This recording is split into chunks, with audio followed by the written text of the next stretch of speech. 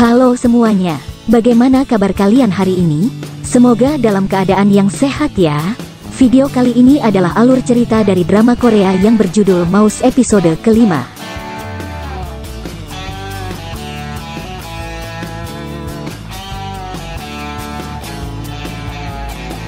Tapi sebelum itu jangan lupa untuk subscribe channel ini agar kami makin semangat untuk upload video lainnya, dan agar tidak ketinggalan update terbaru jangan lupa untuk aktifkan tanda loncengnya. Dan jangan lupa juga untuk like, comment, and share video ini ya.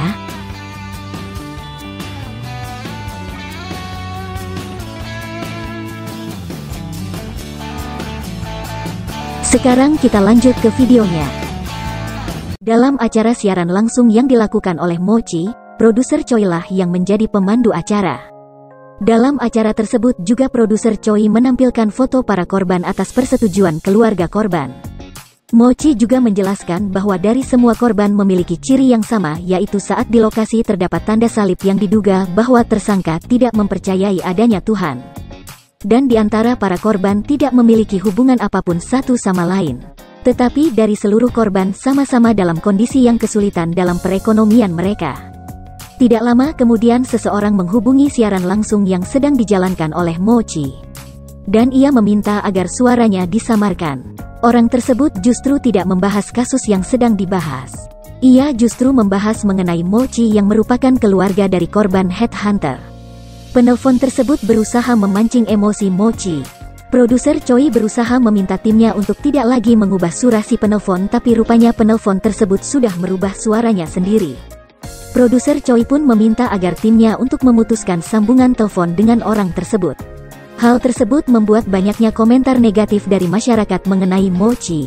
Banyak juga dari masyarakat yang menonton meminta agar Mochi tidak lagi tampil di acara tersebut, karena itu akan membahaya nyawa anak yang sedang diculik. Namun Mochi berusaha untuk meminta maaf dan mengakui bahwa orang tuanya merupakan salah satu korban dari headhunter. Mochi juga mengatakan bahwa tujuan ia tampil di acara tersebut semata-mata untuk menyelamatkan anak yang telah diculik. Tidak lama kemudian seseorang datang mengantarkan sebuah paket yang berisikan flash disk. Saat dicek ternyata flash disk tersebut berisikan video dari anak yang diculik. Tiba-tiba saja Mochi mendapatkan satu paket kiriman dari yang ternyata dibawa oleh Dongko. Hal itu membuat Mochi merasa terkejut. Barem yang juga menyaksikan acara Mochi menghubungi Mochi dengan mengatakan bahwa itu bukanlah video yang ia kirimkan. Ternyata 2 jam sebelum acara dimulai. Karena tidak bisa mendapat sedikit pun petunjuk mengenai alasan anak tersebut diculik, Mochi dan yang lainnya pun berusaha membuat rencana dengan sengaja membuat video yang memperlihatkan anak kecil yang sedang disandra. Barem juga merekam suaranya seolah-olah dialah penculiknya. Dan membuat Dongko menjadi kurir yang akan mengantarkan rekaman tersebut. Dengan tujuan agar pelaku yang sebenarnya merasa kesal jika melihat ada orang lain yang mengaku sebagai pelaku. Mochi pun berusaha mengejar kurir yang sebelumnya mengantarkan paket. Barem juga berusaha datang untuk mengejar dan mencari tahu siapa yang mengirimkan rekaman selain dirinya. Mochi dan Barem pun berhasil menangkap pria yang menjadi kurir. Namun pria tersebut justru tidak mengetahui siapa yang mengirimkan paket tersebut. Kurir tersebut hanya bisa mengatakan bahwa paket tersebut hanya ia ambil di sebuah loker yang berada di salah satu stasiun kereta. Barem pun menawarkan diri untuk mengecek kamera CCTV. Sedangkan Mochi kembali melanjutkan siaran langsung bersama dengan produser Choi. Tidak lama kemudian seorang wanita menelpon dengan mengatakan bahwa ia mengenai seorang korban yang gambarnya hanya berupa sketsa wajah. Wanita tersebut mengatakan bahwa salah satu korban tersebut merupakan seorang pengusaha yang dulunya pernah menyumbang di panti asuhan miliknya. Namun tiba-tiba seseorang mengirimkan pesan ke tim dari produser Choi dengan mengatakan bahwa ia melihat anak korban penculikan bersama dengan seorang pria. Ia juga meminta agar mereka menghubunginya. Tanpa diduga orang tersebut ternyata penelpon misterius yang sebelumnya mengungkit masa lalu Mochi sebagai keluarga dari korban headhunter. Penelpon tersebut juga mengatakan bahwa video yang memperlihatkan anak kecil merupakan video palsu dan itu bukanlah anak yang diculik oleh pelaku. Mochi berusaha untuk membuktikan bahwa video yang ia perlihatkan memang benar rekaman dari pelaku yang menculik Hancock, anak kecil yang menggunakan topeng. Mochi juga menayangkan rekaman CCTV yang memperlihatkan Hancock berada di stasiun kereta dan meletakkan sebuah paket di loker. Melihat anaknya dalam video membuat ibu Hancock histeris dan pingsan. Tidak lama kemudian rekan kerja produser Choi menemuinya dan mengatakan bahwa sekitar 2 bulan yang lalu anak dari korban yang bernama Byun Sun Yang sempat menghubungi sebuah acara radio dan menceritakan kisah hidup ia dan ibunya. Produser Choi pun kembali memutar rekaman suara anak dari Byun Sun Yang. Mochi pun menjelaskan berbagai kesamaan dari para korban. Hampir semua dari mereka dikenal banyak orang melalui media sosial, bahkan diantaranya pernah tampil untuk diwawancara stasiun TV. Termasuk juga dengan Chiko, yang saat SMA pernah menyelamatkan salah seorang temannya saat dikeroyok oleh siswa lain. Berita tersebut menyebar dan membuat Chiko diwawancarai. Dr. Sung yang juga sedang menonton acara Mochi, kembali teringat saat SMA ia pernah dikeroyok oleh siswa lain, dan saat ia akan mengoperasi Chiko. Barem mengatakan kepadanya bahwa yang menolong Dr. Sung saat SMA adalah Chiko. Tiba-tiba saja stasiun TV yang lainnya justru menayangkan sebuah berita yang mengatakan bahwa Mochi telah membohongi ibu Hancock.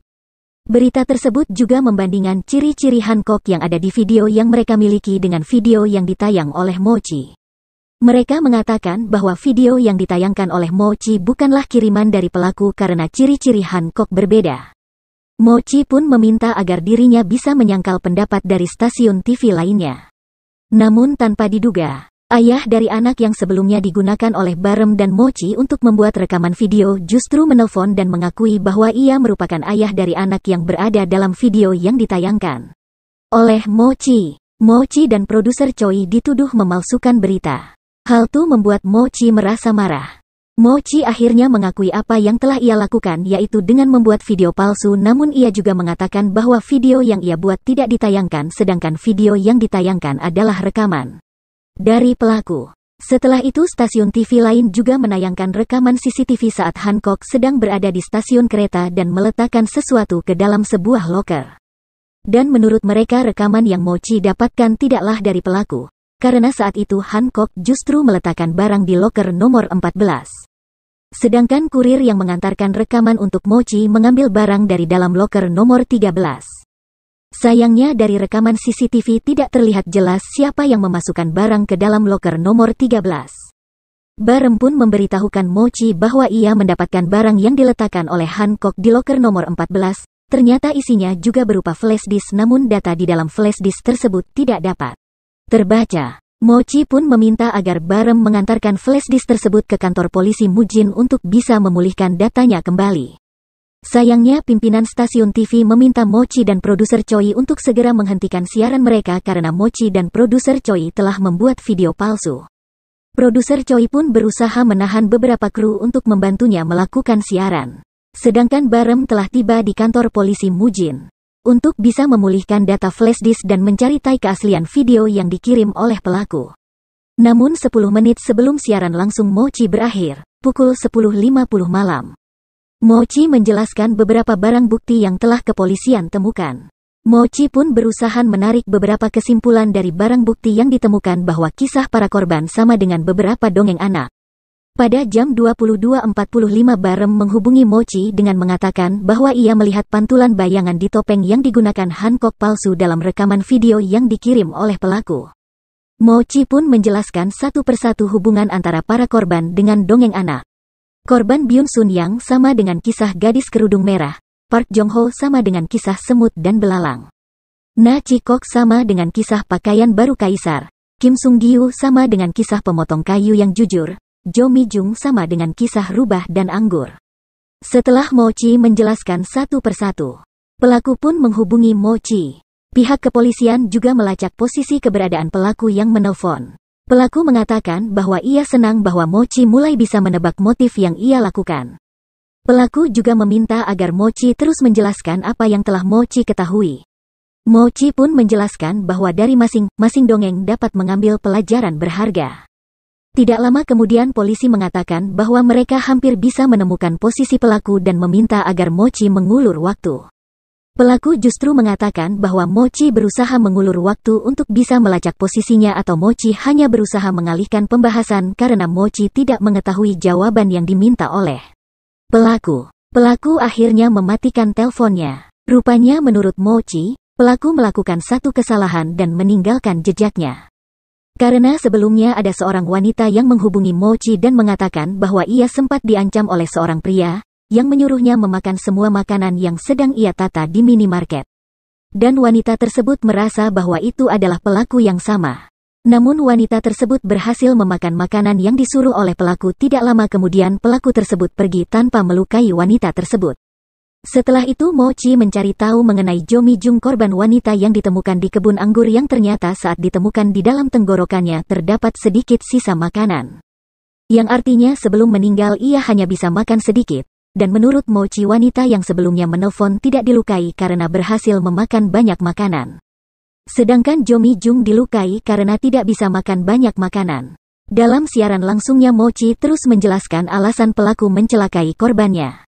Pelaku tersebut pun kembali menghubungi Mochi dan memuji Mochi yang bisa mencari tahu alasan dari perbuatannya. Mochi terus menjelaskan bahwa pelaku mencelakai korbannya karena mereka tidak sama dengan karakter utama dalam dongeng yang ia tentukan. Mochi juga menanyakan mengenai pelaku melukai nenek Bong Yi. Pelaku justru mengatakan bahwa nenek Bong Yi hanya sedang tidak beruntung saja. Bong Yi yang berada di rumah juga menonton siaran langsung Mochi. Polisi akhirnya mengetahui di mana posisi pelaku dan masih terus meminta Mochi untuk mengulur waktu. Mochi pun menjelaskan alasan kenapa pelaku menculik Hancock hanya karena Hancock tidak merasa marah kepada ayahnya karena telah meninggalkannya. Polisi pun telah menemukan lokasi yang diduga lokasi keberadaan pelaku, dan meminta Mochi terus membuat pelaku fokus dengan Mochi. Sementara itu polisi yang dulunya menangani kasus headhunter kembali teringat saat ia marah kepada pelaku di depan kamera wartawan. Tidak lama kemudian saat ia pulang ke rumahnya, ia tidak lagi menemukan di mana keberadaan anaknya. Polisi pun masuk ke dalam sebuah rumah dan menahan orang yang berada di dalam rumah tersebut. Mochi pun berpikir bahwa pelaku telah tertangkap. Namun ternyata itu bukanlah pelaku. Mochi pun semakin kesal dan marah. Tiba-tiba saja pihak kepolisian yang sedang berusaha memulihkan data dalam flashdisk berhasil memulihkan data tersebut. Yang ternyata berisikan video pelaku yang sedang menahan Mo-won, kakak dari Mochi. Pelaku merasa Mo-won seharusnya marah pada headhunter karena telah mencelakai kedua orang tuanya dan telah membuat Mo-won cacat seumur hidup, tapi Mo-won justru memaafkan headhunter tersebut. Dalam video pelaku juga memaksa Mo-won untuk marah kepada headhunter. Namun Mo-won tetap tidak marah ataupun kesal. Mochi pun memohon agar pelaku tidak melukai Mo-won. Sedangkan Bong Yi pergi ke suatu tempat dengan menggunakan taksi. Bukannya marah, Mo-won justru tersenyum dan meminta maaf kepada Mochi. Hal itu membuat pelaku melukai Mo-won. Apa yang akan dilakukan oleh Mochi setelah melihat kakaknya sendiri dilukai oleh pelaku? Dan kemana sebenarnya tujuan Bong Yi?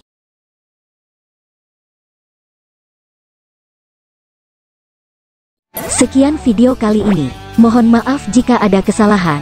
Sampai ketemu di video selanjutnya.